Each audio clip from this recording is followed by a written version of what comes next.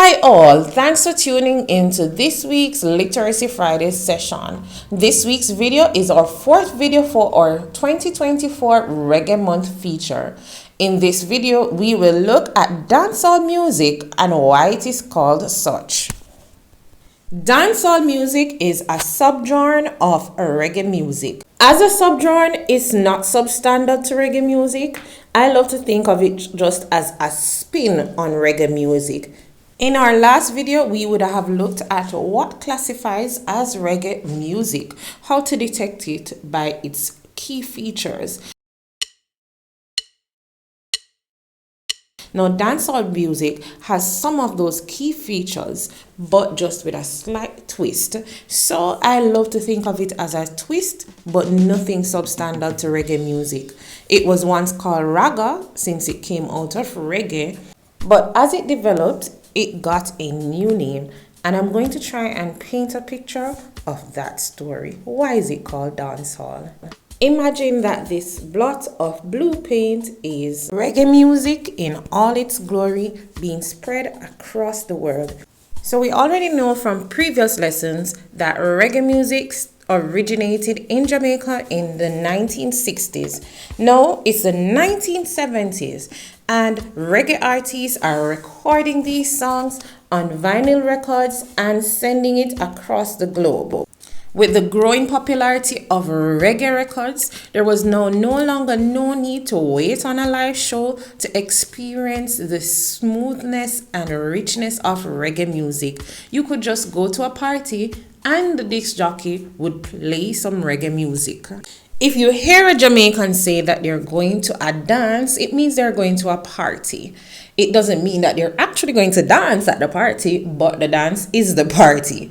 Now in Kingston, Jamaica, in the 1970s, dances became a popular feature in the inner city areas. There were weekly dances, and disc jockeys would be at their turntables, spewing out music, and of course, with reggae's popularity, it was top on the agenda.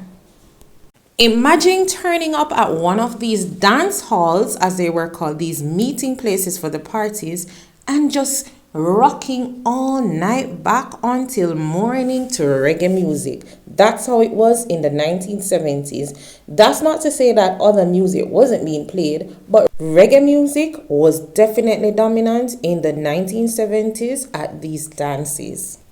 So these parties are being done weekly. So imagine now a disc jockey trying to be creative. So that splash of red is the disc jockey doing some voiceovers.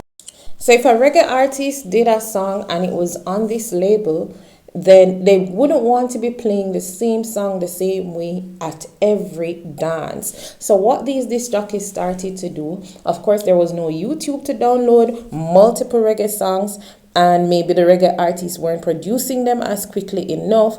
So the disc jockeys started to do voiceovers on the current tracks.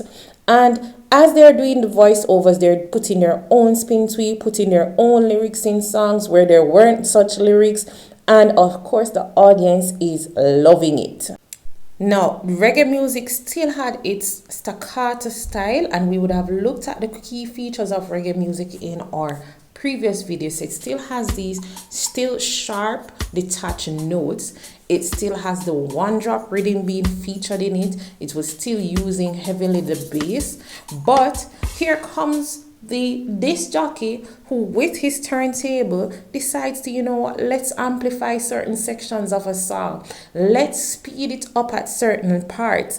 And let's play with the lyrics in the songs. So at the dance halls, these DJs would change the tempo of these songs, and they would also change the themes within these songs. And since these dances were being kept in the inner city, naturally the themes in the songs would have reflective not just life in Jamaica, but life specifically in inner city areas. So the messages were changing as well. Then one composer decided, you know what, let's now put this same sort of tempo on records without lyrics so that the disc jockeys can freelance at the parties.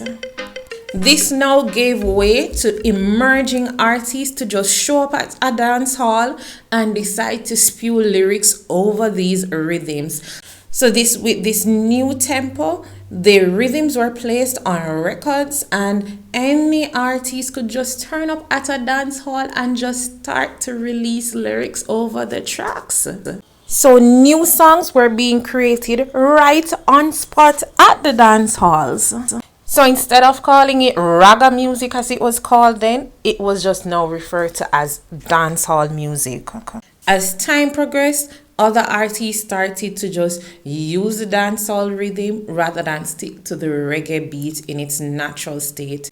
And I know some persons don't like how it changed, but that's just the nature of creation. Things evolve and a beautiful image is created once we decide to come out of our comfort zone and put into being what has been in our imagination. So somebody just started, just speed it up a bit, put some new lyrics on it, and someone said, let's just record these tracks and send it to the artist for them to record on it.